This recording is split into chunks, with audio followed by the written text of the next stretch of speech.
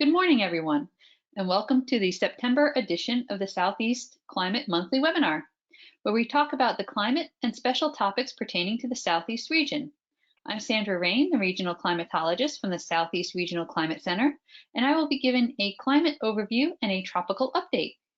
Our speakers today are Tom Hamill from the Southeast River Forecast Center, who will provide a water resources overview, Pam Knox from the University of Georgia, who will give an agricultural impact update, and our special topic speaker, Nyasha Dunkley from the Georgia Climate Office, who will be talking about interactions between climate, air quality, and health. We thank them all for joining us. Just a reminder, if you have any questions or comments, just type them in the question box at any time, and we will be answering them at the end. Also, a recap email of this webinar will be sent out later with a YouTube link to this recording. All right, let's talk about the climate. The temperatures over the past 30 days have been slightly above average in Puerto Rico, Virginia, and North Carolina, with some places even seeing 3 degrees above average. Near average temperatures were seen most everywhere else, with some slightly cooler areas in Alabama, especially where they have seen more precipitation. And parts of Alabama have been above average with precipitation over the past 30 days, as well as northern Georgia and western North Carolina. Eastern North Carolina, however, has seen below average precipitation for the past 30 days, and so has most of the Florida Peninsula and Puerto Rico. Much of this has to do with where tropical activity has had impacts. Now, if we look at the summer season as a whole, these are the 3 months of June, July, and August. You'll notice in the top right-hand side, the mean average temperatures. The Southeast region has been above average, but if you look at the maximum daytime temperatures on the top left-hand side, you'll see that the Southeast has actually been below average. And just below that image, the minimum nighttime temperatures for the Southeast region have been much above average. So it's the minimum temperatures, not the maximum temperatures, that have been keeping us warm. And this makes sense due to the Southeast being much above average for precipitation. With the cloud cover, precipitation, and humidity, that is what kept our daytime highs cool and our nighttime lows warm.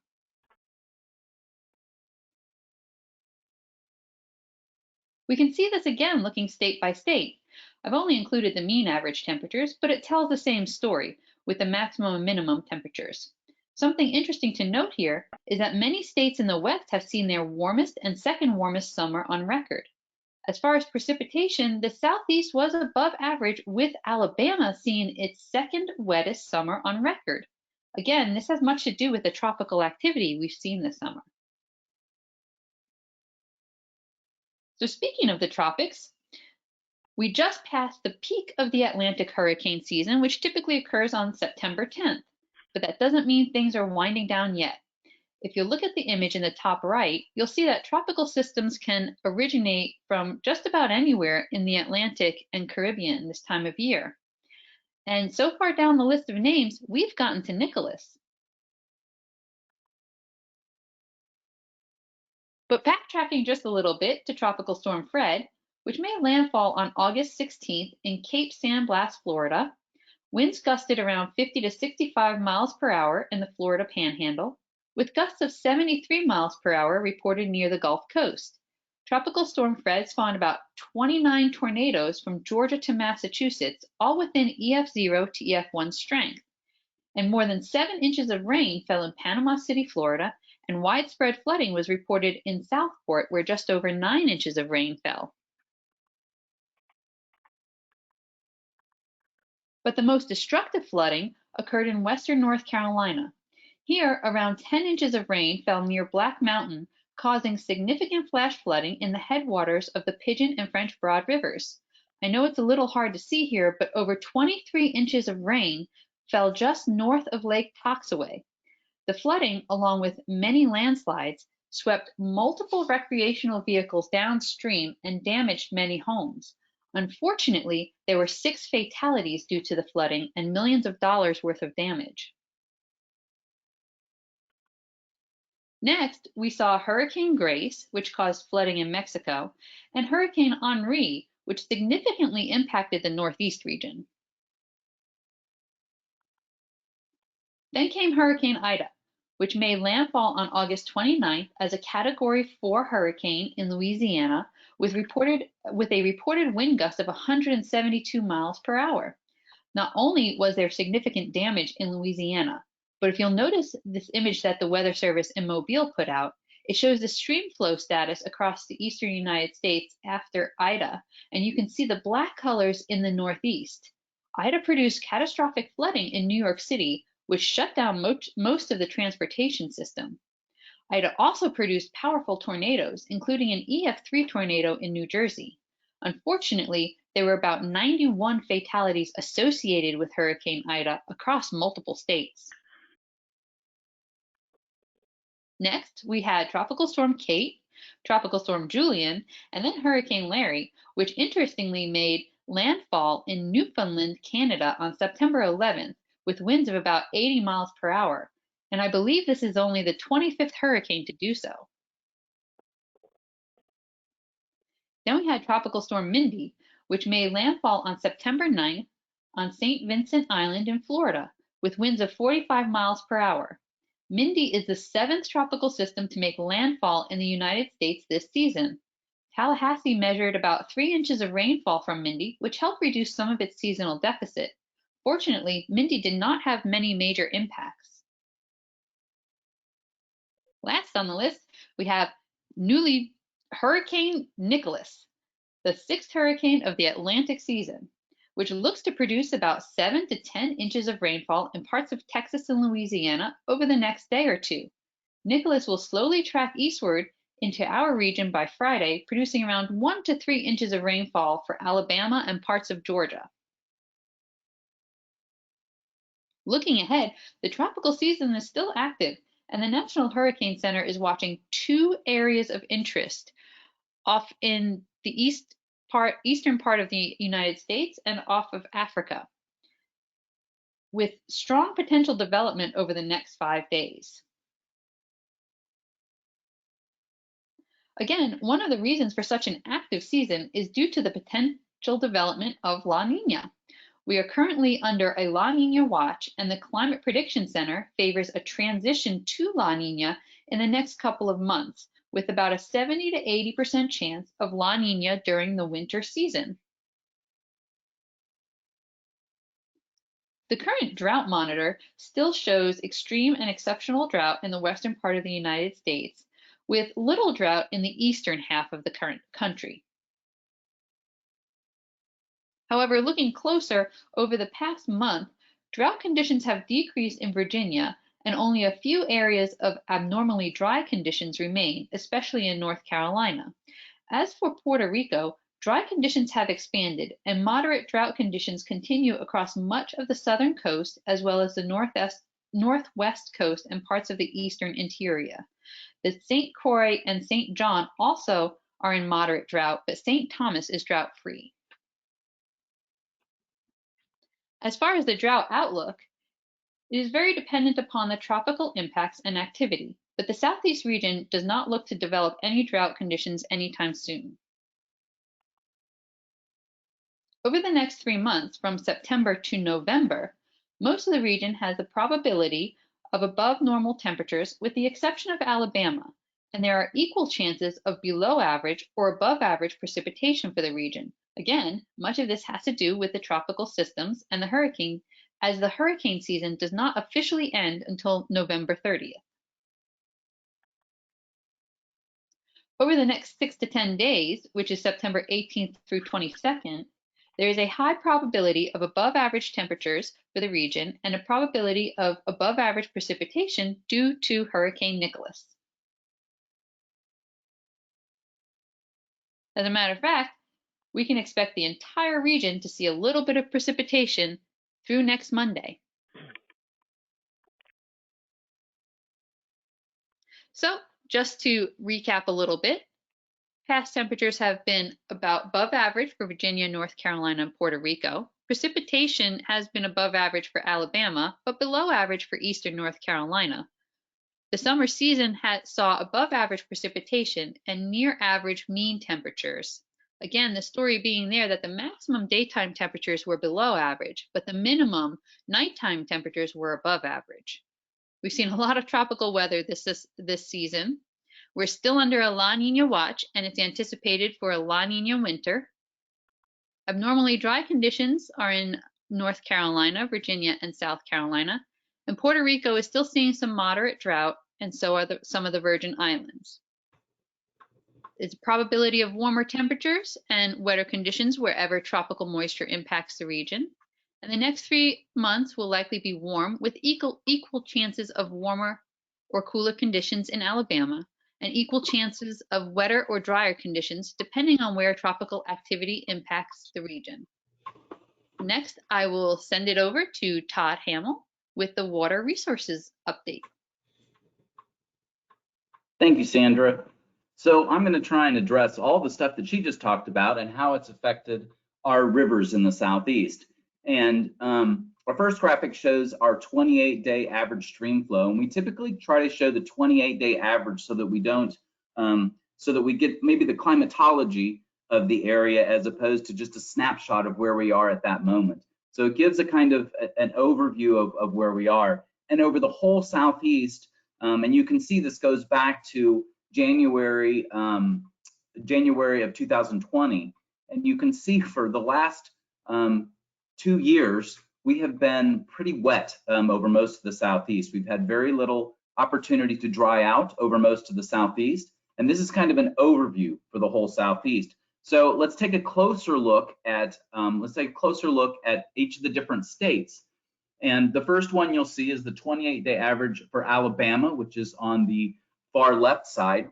And as Sandra was talking about with all of the rain, in addition to having the tropical systems move through the area, one of the things she mentioned was the warmer temperatures and all the moisture in the Southeast. So even if we're not getting tropical weather, we're typically, all of the thunderstorms and everything that develops in the Southeast are very efficient, have lots of water in them. Because we have so much we've had so much moisture in the Southeast. So when we do get development of showers and thunderstorms in the Southeast, we get a lot of rain out of them. So it's kept things wet, the ground wet, and it's also kept most of the rivers full during most of the time. So Alabama that's part of what we're seeing in Alabama, is that we continue to stay very moist. And when we do get rain, we get a lot of runoff from those storms. Georgia's seeing the same thing. And we do see seasonal variations in that. The black line in the middle shows what the actual stream flows are for those states. And then you can see how it varies within above and below normal. But for the most part, it's been near normal or above normal. And we are currently above normal for this time of year.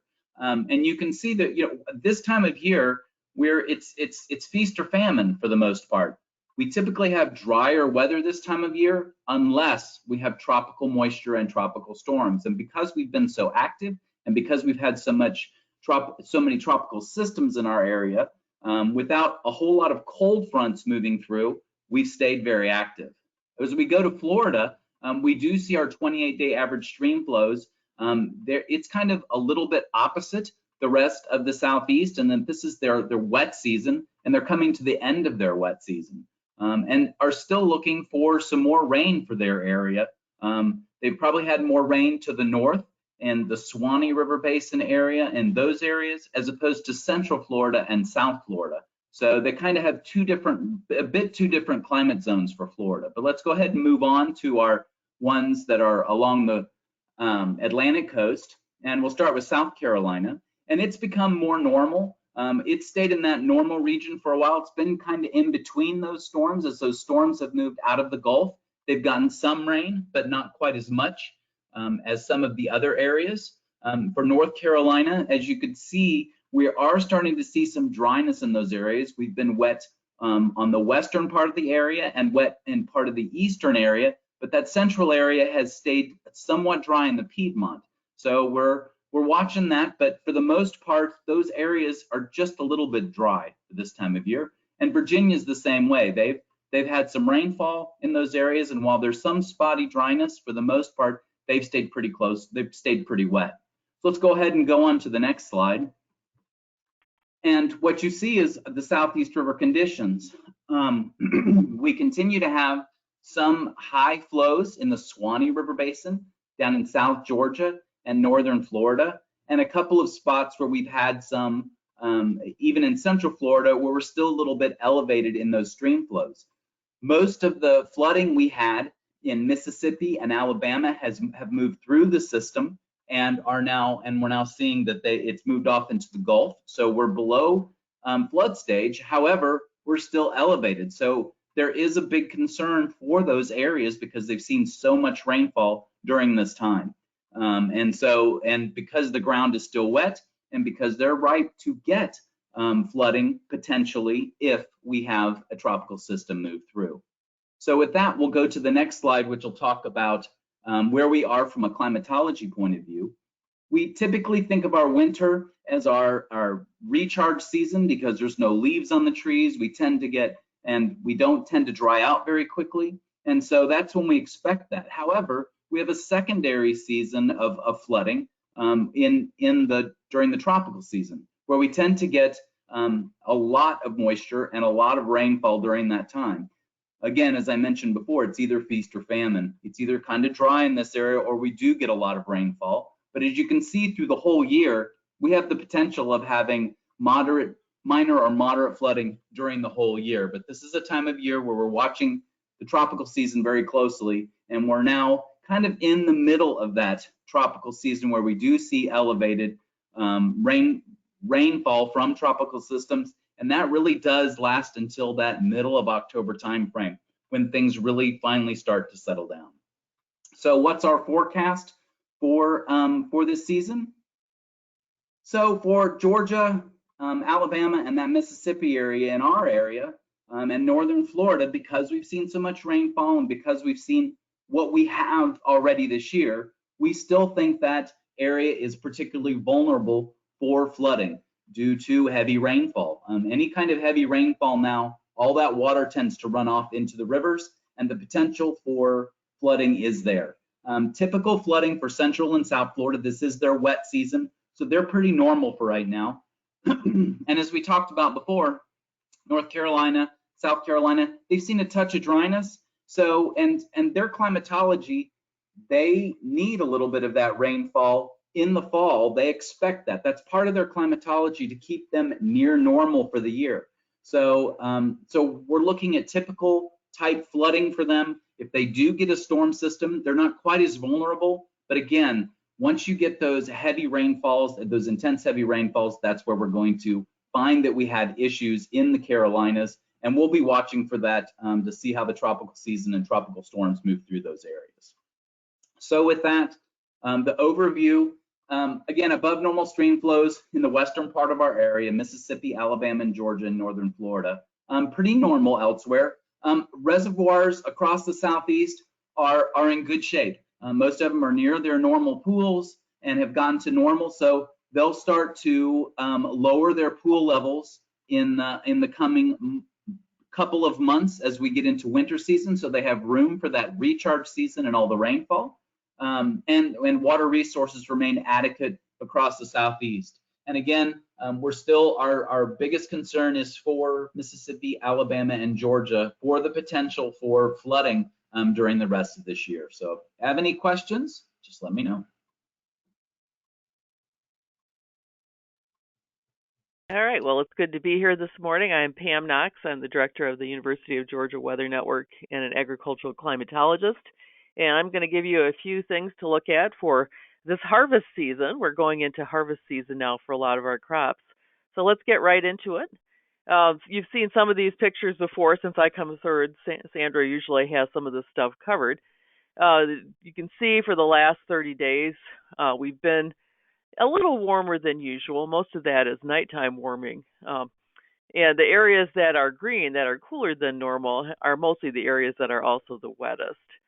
Sandra and I both picked the map of percentage of normal precipitation instead of departure because it just really shows the difference in rainfall from one part of the region to the other. You can see that there's some parts of the region that have had 200% or more of normal, twice the usual amount of rainfall in the last month. A lot of that is from Ida, but also from Fred and what was the M storm, Mindy, I think. And you can see that reflected also in the soil moisture maps here, which show that Alabama and points sort of to the northeast along the mountains there have been quite wet, as well as part of the southern part of Georgia, which got hit by the storm. Whereas other parts have been fairly dry, and some abnormally dry conditions showed up on the drought monitor, have been expanding a little bit in the Carolinas and even down a little bit into Georgia in the last week. Although Ida rainfall did reduce the drought, get rid of the drought in western Virginia, so that's good. And so all of those things are combining to give us a picture of what we can expect for the next few weeks.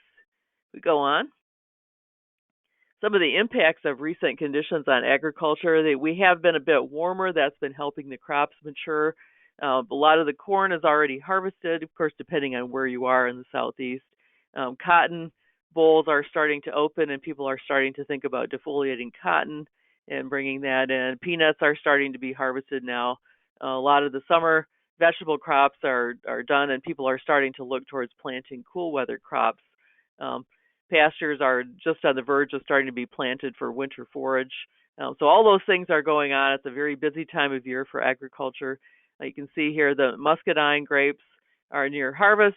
They're in good condition, but really have had a lower yield this year, which they attribute to the spring frost that we had, which also reduced the yield of apples and pecans. I saw one report that a lot of the U-pick orchards in more upstate parts of South Carolina are not really able to open because they don't have a lot of extra apples for people to go and pick.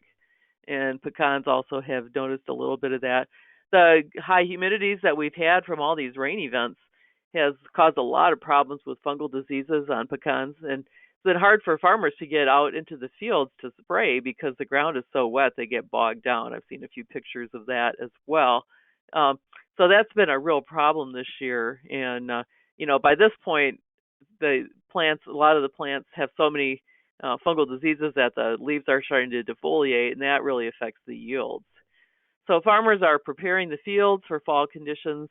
Cotton is near harvest, and of course the farmers are watching the tropics anxiously because of Hurricane Michael a number of years ago, which hit about a week before most people were planning to harvest their cotton. And so that's something that I imagine is going to be continuing for the next month.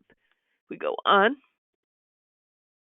The tropical season continues. Sandra talked about this a little bit. This is the map from the National Hurricane Center's archives, and I just drew Mindy on there because they only update this map once a month.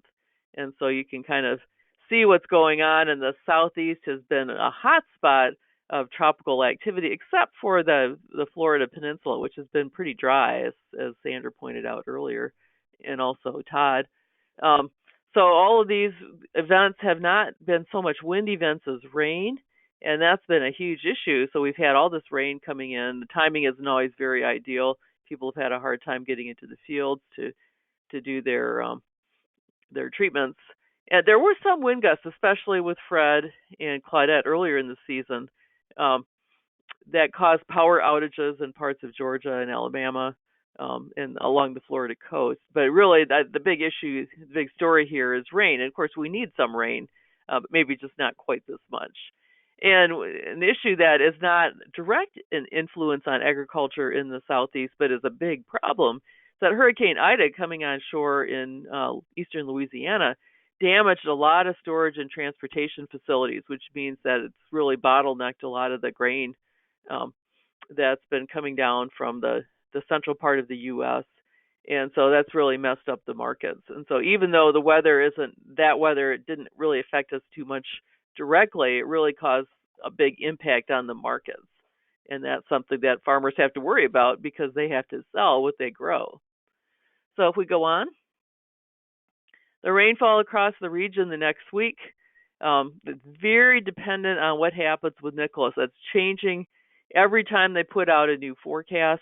The last I saw this morning was that Nicholas is expected to slow down to pretty much a crawl, and is not going to bring a lot of moisture, at least not tropical moisture, into the state. But it really depends on which model you believe. And so that's something that's going to really bear a lot of watching. I think Alabama is certainly going to see some of that. It's already starting to see some of the rain in the southwest part of the state now, but that could spread to other parts of the state, just depending on what happens with Nicholas. And of course, the spin around Nicholas counterclockwise brings up a lot of moisture from the Gulf, and that really leads to those daily thunderstorms that Todd was talking about. And so that is something we're going to have to watch very carefully. I don't see a lot of relief for eastern North Carolina and Virginia, at least on the short term. Got a lot of the season to go yet, and so that's something that I'm sure the folks up there are going to be watching very closely.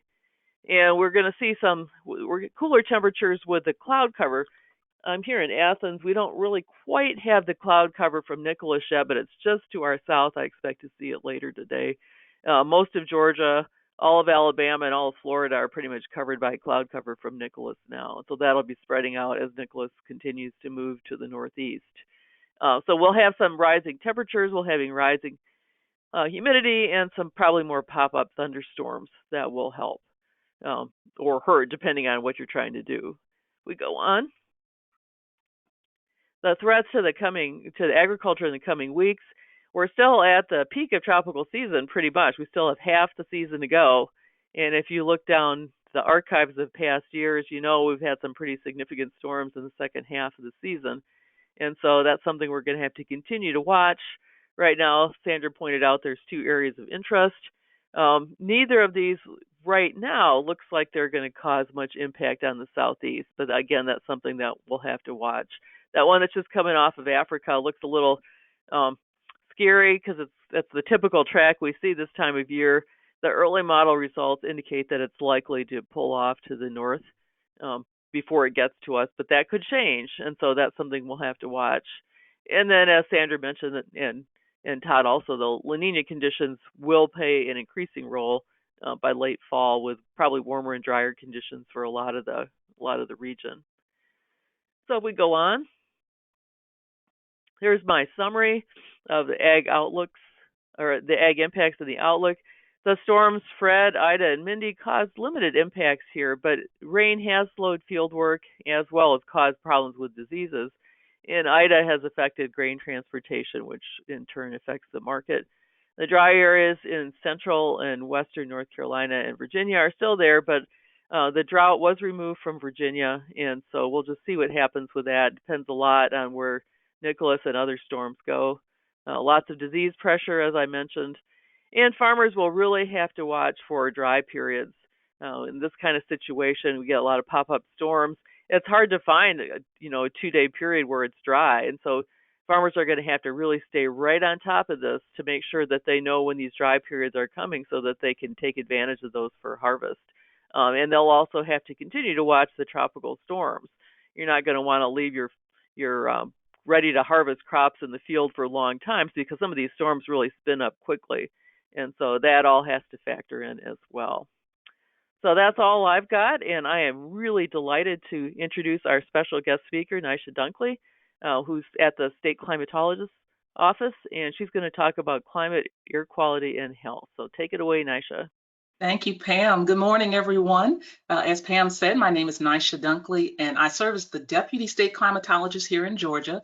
And I am excited to talk with you all this day, just for a few minutes, on a topic that we typically don't quickly associate with climate. Oftentimes when we think of climate or we think of drought or weather, our minds go to things like temperature or rainfall or severe weather, but we don't automatically begin thinking about air quality because we don't see the connection between those areas. Well, the State of Georgia Climate Office, we're one of the few climate offices in the nation, actually, that looks at and forecasts for air quality. And we do that because we know that air quality is important in climate and health for a lot of different reasons. This morning, I just want to give you two of those reasons. There are several reasons why air quality is important, but today, let me just give you two, and then I'll show you a little bit about how we forecast air quality here in the state of Georgia. So on the next slide, you hear me using the term air quality. But what does that mean? I'm throwing that term out there. It essentially is a measure of how clean or polluted the atmosphere is, how clean the air is. Georgia and other states help the EPA measure 6 common air pollutants, which you see listed here. We measure ground level ozone, and it's important to differentiate and say ground level ozone, because there is ozone in the upper parts of the atmosphere, in the stratosphere, that is good for us, that it actually helps block harmful UV rays from coming. So ground level ozone is what we're looking at as far as a harmful pollutant. We also measure nitrogen oxides, particulate matter, and I'll elaborate a little bit later what that means, sulfur dioxide, carbon monoxide, and lead. Now, of these 6 pollutants, particulate matter and ground level ozone are the 2 that pose the most widespread health threats, which brings me to my first reason of why understanding air quality is so important. And that is on the next slide, that poor air quality can actually have a negative effect on health. When you breathe in ground level ozone, which is a key component of smog, it can be harmful to your health, even at relatively low levels. It's essentially a problem in urban and suburban areas, but the winds can carry ozone precursors and emissions far from where they originally were sourced. So that can affect rural areas as well. So if you have asthma or you have bronchitis or other pre-existing respiratory issues, ozone can make your symptoms worse. It can affect anybody, but sometimes it bothers certain groups or age groups more than others. People who are likely to experience more health effects from ozone are those who have pre-existing conditions, maybe older adults, and especially babies and children whose lungs are still developing and they spend a lot more time in outdoor activity. So that's how ground level ozone can be harmful to our health. When you're looking at particle pollution or particulate matter, as we call it, it can also lead to health problems. Particle pollution, it's made up of little tiny pieces of solids or liquids that are in the atmosphere. These could be particles like dust or dirt or smoke or drops of liquid, and some are big enough or appear dark enough where you can actually see it. For example, you often see smoke in the air, but others are so small that you can't see them in the air. And the smaller the particle, the more harmful it can be to your health. So the bigger particles, we call them PM10, can irritate, your nose or your eyes or your throat. That's things like dust from farms or roads or construction sites. Those are types of PM10. If you look at the image on the slide here, you can see the size of particulate matter relative to a strand of human hair. So you can actually see how tiny these particles are. But we forecast here in Georgia for the very, very tiny particles. Those are PM 2.5. And those are more dangerous because they can get into the deep parts of your lungs, even your blood. Like ozone, it bothers some people more than others.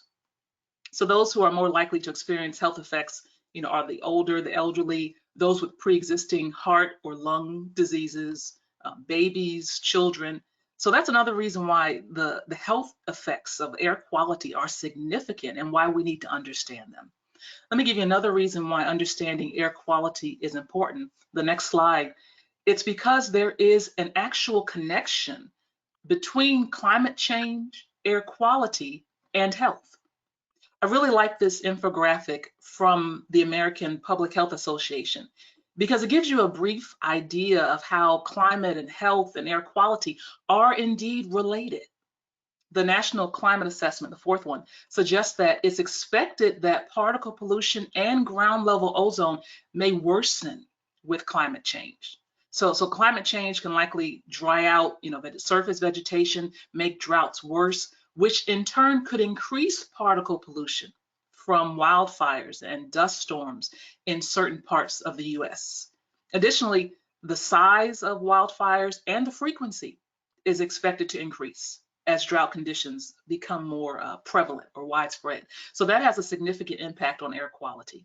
Surprisingly to some, there's also an effect on the allergy season.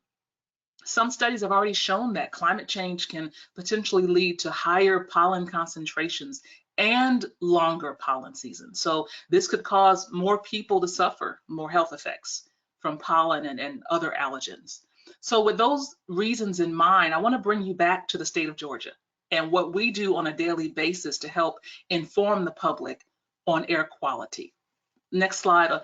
Each day, there's a team of about 8 to 10 of us scientists from both Georgia EPD and Georgia Tech that come together to put out an air quality forecast for 3 urban areas in Georgia: Metro Atlanta, Macon, and Columbus. Now you see Phoenix City here, which is actually in Alabama, but we work in collaboration with ADEM, the Alabama Department of Environmental Management, from Alabama to put out a forecast for the Metro Columbus area.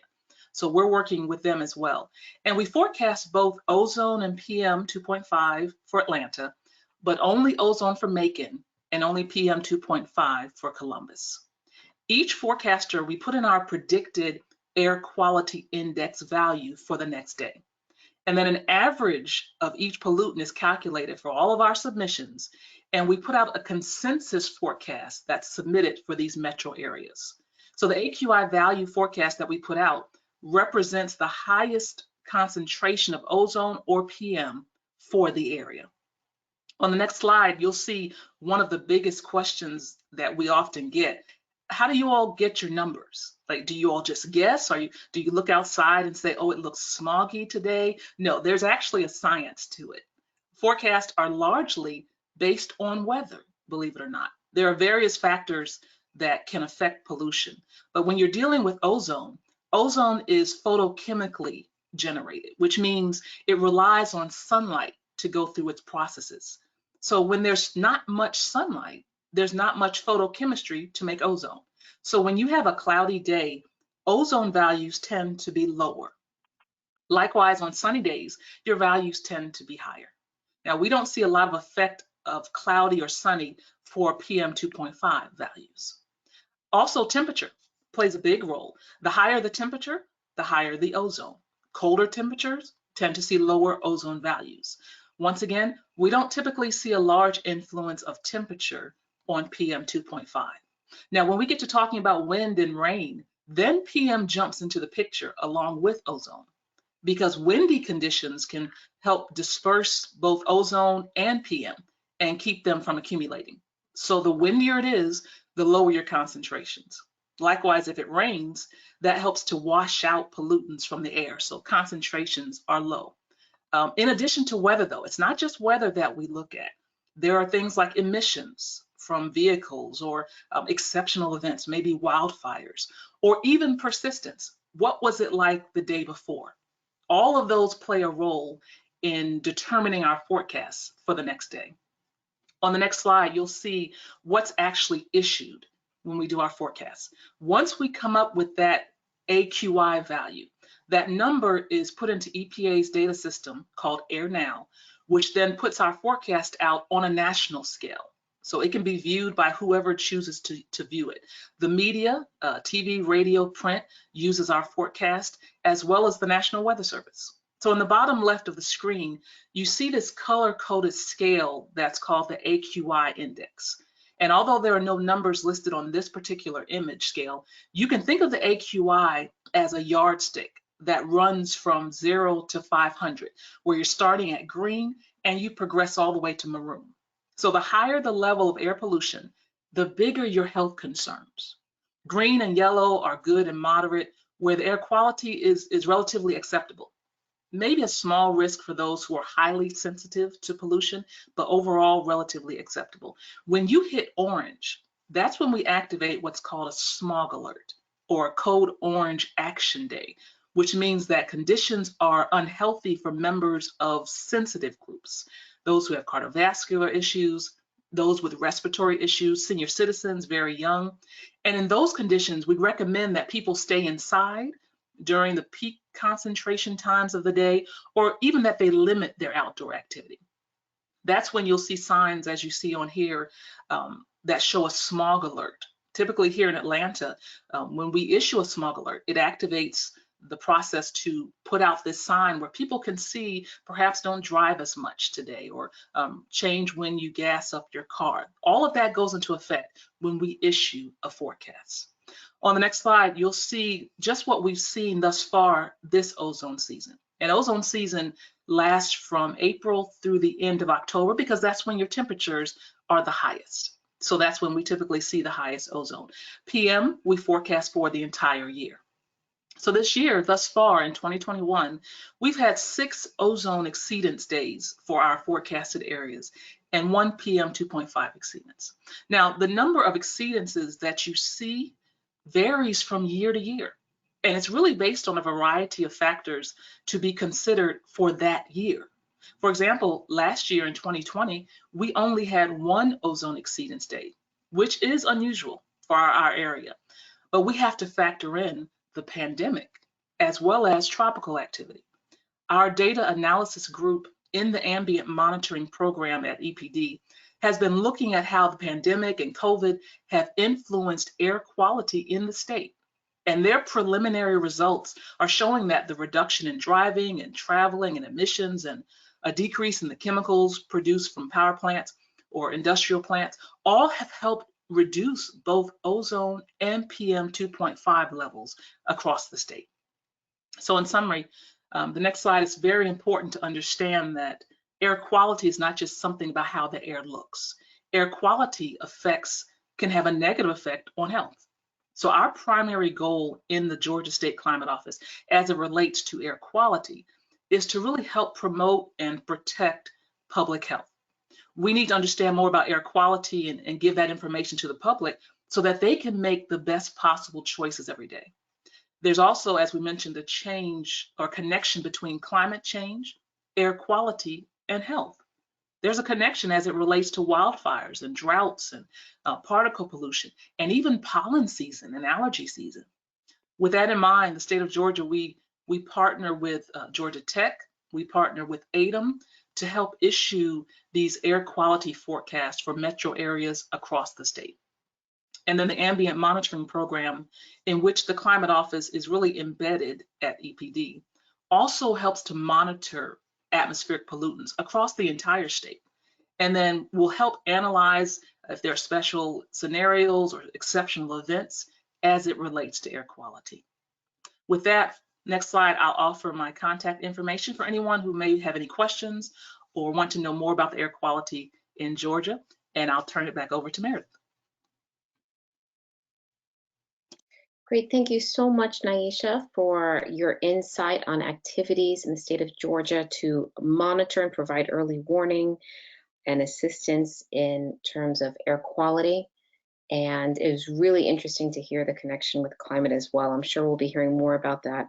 My name is Meredith Muth. I work for the National Integrated Drought Information System here at NOAA, and I am one of the co-organizers along with NOAA's National Weather Service and the Southeast Regional Climate Center for this monthly webinar series. We will, as Sandra mentioned earlier, send out an email recap and a recording. You're welcome to share that with your networks and colleagues. Our next webinar will be on October 12th, where we'll be talking about hourly precipitation trends in the Southeast, followed by looking at some longer-term climate change information for your region. When you leave this webinar, a quick survey will come up. You're welcome to take it and help us improve the survey and identify some topics that would be interesting to you to learn more about. We are going to have a question and answer period right now. Please enter your questions on anything you heard about today, or even anything about climate conditions, phenomena, or impacts in the Southeast region. We do have some extra experts online to help address those answers. And if we can't answer it for you today, we will try to find an answer for you. So I will go ahead and start with these questions for our panelists. The first one is related to ENSO, El Nino and La Nina. Sandra, this is for you, but I think Victor Murphy, if you're still on the call, this would be a great question for you to answer.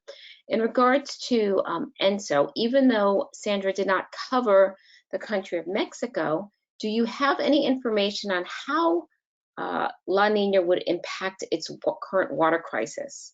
Would it provide more or less precipitation to its already water crisis? Even in the southwestern part of the USA, how would they be impacted as well?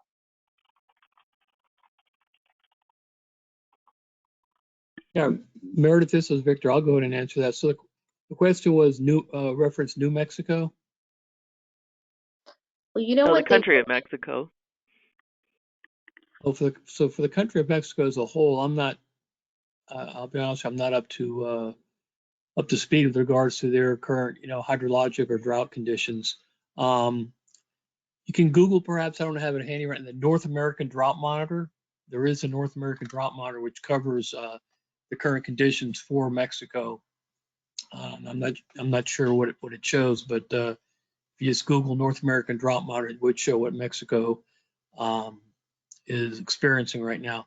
For the Southwest U.S., the summer monsoon's been exceedingly active, and there's been tremendous drought improvement in not only New Mexico but also Arizona and far west Texas, starting since June 1st or so. If you notice all those states, and I think one of Sandra's maps from early on was the drought and the heat by state, and I think you'll see that New Mexico and Arizona fared very, very well. In fact, I think Tucson and I think July or August was Tucson's, I think, second wettest month ever, or wettest month ever, I forget exactly. But bottom line is the monsoon's been very, very active, very, very wet this summer in both Arizona and New Mexico and in far west Texas. And it's been very, very, very beneficial because last year's monsoon, or non-soon as it was called, was near record dry, and the opposites happened this year. There's been near record wetness, at least in Arizona, and New Mexico has also fared quite well. So there's been big improvement out there in that area. But going forward, though, the expected La Nina conditions should result in drier than normal, or at least a stronger probability of drier than normal conditions for this coming cold season. So that would perhaps temper or dampen the expectations for the continuation of the wetness out there. Great, thank you, Victor. The next question, I'll open this up to any of the panelists.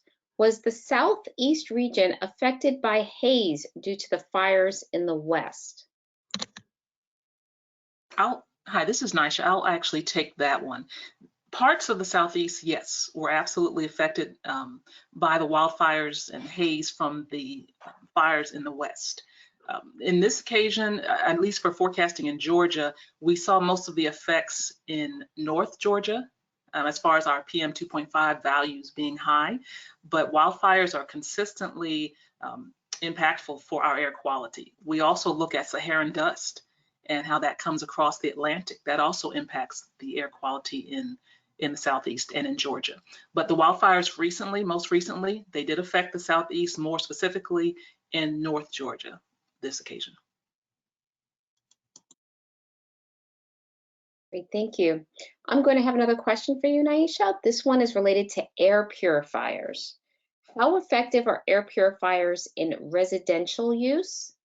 And a follow-up is, would you happen to know which ones are most effective? There are so many methods by which home purifiers function.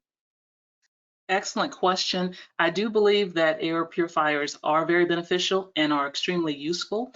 However, my expertise is more in outdoor air quality, although we are seeing a relationship between indoor air quality and health as well, very much so. So I would recommend having an indoor air purifier, especially if you have respiratory issues or you're in one of those sensitive groups. But as far as referring you to one, I would be more I guess an expert in the outdoor air quality versus indoor air quality. Great, thank you. This next question, I think I'm going to direct this one to the Southeast River Forecast Center, but others can speak to this. Are the floodplain maps made by the U.S. Army Corps of Engineers updated using NOAA data? I understand the maps are outdated and that the risk levels are not being assessed using the most current data. you have the most current data, NOAA? Is it being sent to the Army Corps for their flood zone maps? I think a lot of that, I think some of that has to do with FEMA also, that they're doing a lot of that work. I know just enough to make me dangerous as far as that goes.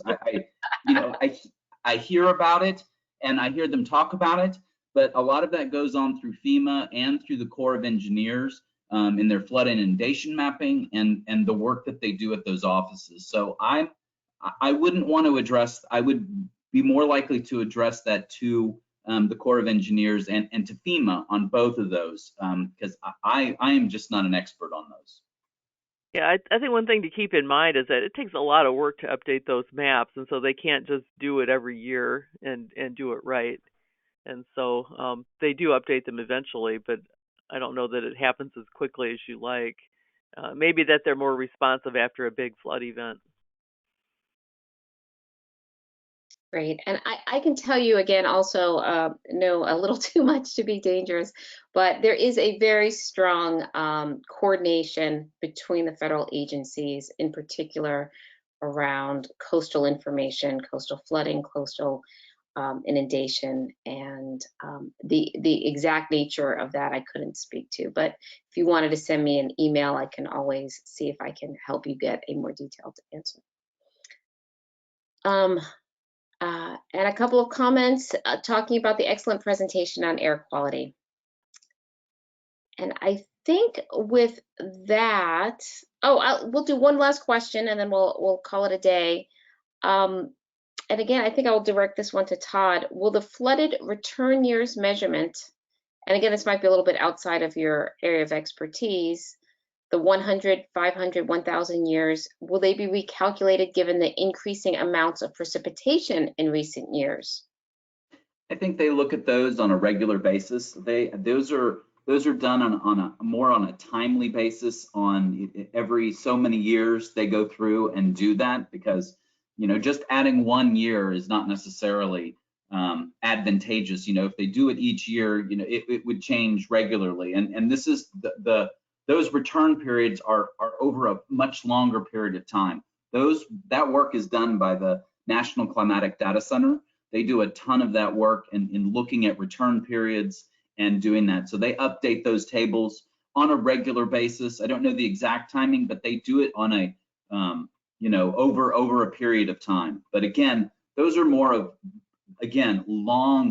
much longer term than just 1 year or 2 year. But they do update those tables. Great. I used to work for the group that did that in the National Weather Service, and that's a big undertaking to do that. So they don't do it all the time, but it is something that they're always trying to gather more information about. That might be a great topic for a future webinar presentation as well. And with that, I just want to thank you all for joining us today, and our presenters one more time for sharing their expertise. And I wish all of you a wonderful day and hope to see you next month. Thank you for joining us. Thank you all.